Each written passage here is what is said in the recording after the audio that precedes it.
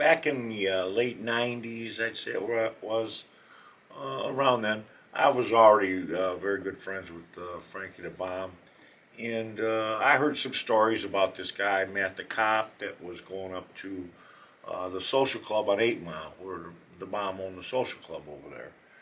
And you know, I was always of the impression, especially at that time, to keep arm's length from any people involved in law enforcement. If you see them and you work with them, you buy them their table around of drinks and move on. Just don't get too close to those guys. But I kept hearing stories more about this guy, and he's a good guy and all this. And we had a few discussions about how good can you be if you're with law enforcement. So, and he's probably heard the same thing about me. I don't know at this time. We're not really socializing. Then uh, we had this meeting one time where there was two bosses and the yes men. They always got a yes man there. The guy that holds their coffee cup, and runs it around, that kind of stuff. And he starts piping off on how Matt shouldn't be allowed to come around. And I'm thinking in my own head, I want to agree with you, but if it's good enough for Frankie to bomb, it's good enough for me. And who am I to say that? So we went to a party, and we always had a lot of parties. And I'd crossed paths with Matt a few times, and like I said, I kept my distance. He kind of kept his. Maybe had a few words here and there. And we were up at the bar, and we're kind of messing around with each other. We're both having women problems at the time, so we're both a little charged, to say the least. So we're kind of kibitzing back and forth. How guys mess with each other and this and that. And he's got to make the attorney jokes. I got to make the cop jokes. Neither one of our jokes are funny.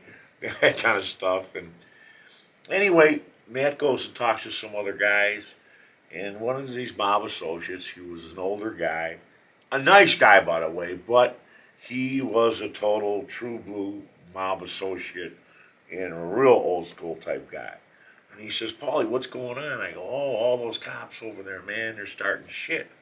He said, which ones? I said, right over there. Well, Matt was over there just talking to some people. I just made it up making a joke.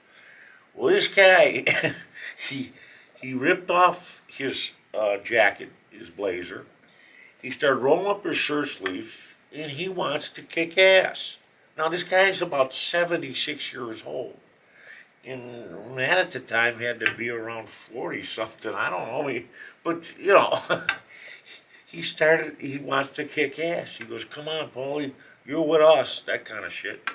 And I'm like, Tommy, wait a minute. All of a sudden, he gets so charged that he passes out. He has like a heart palpitation or whatever they call it, and he fucking hits the floor. Bam, he's out.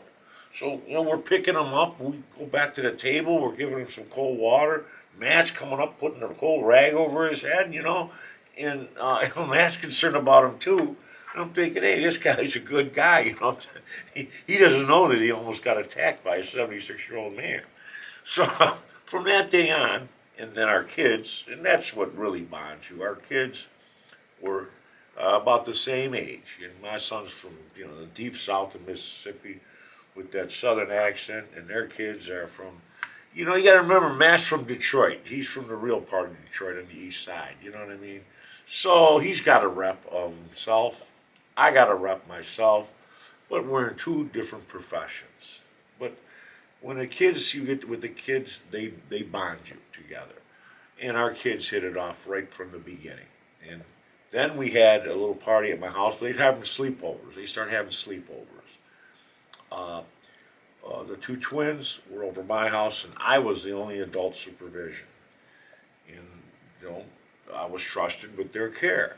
Well, they're almost teenagers or about that area, and they get in a little fight downstairs, and it's already past their bedtime, and I yell downstairs, hey, keep it down, blah, blah, blah. Well, they start going at it.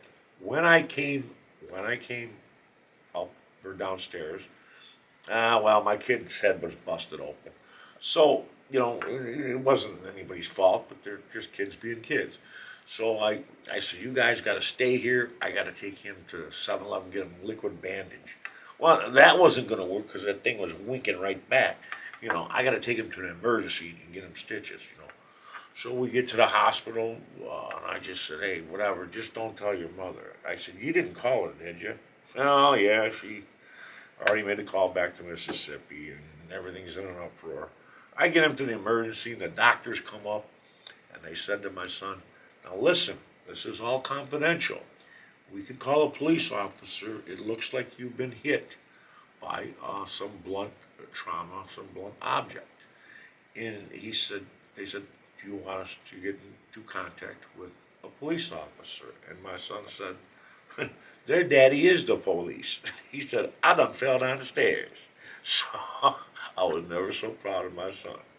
And the kids, I get them all back. I said, now listen, man, nobody can ever say a word. This is our thing now. And the kids the next day are best friends. How kids always are. I wish people were like that. But and from then on, we became, we socialized on everything, all of our dinners, lunches, parties. Uh, we had all kinds of functions, and Matt was a regular at all of them because I was a regular at his too. Our family socialized and this and that. You think it's a little unusual for a defense lawyer and a person in law enforcement and a gangster to be together. We weren't law enforcement and defense attorneys and gangsters. We were just people that were magnetized towards other people. That's the sum of it.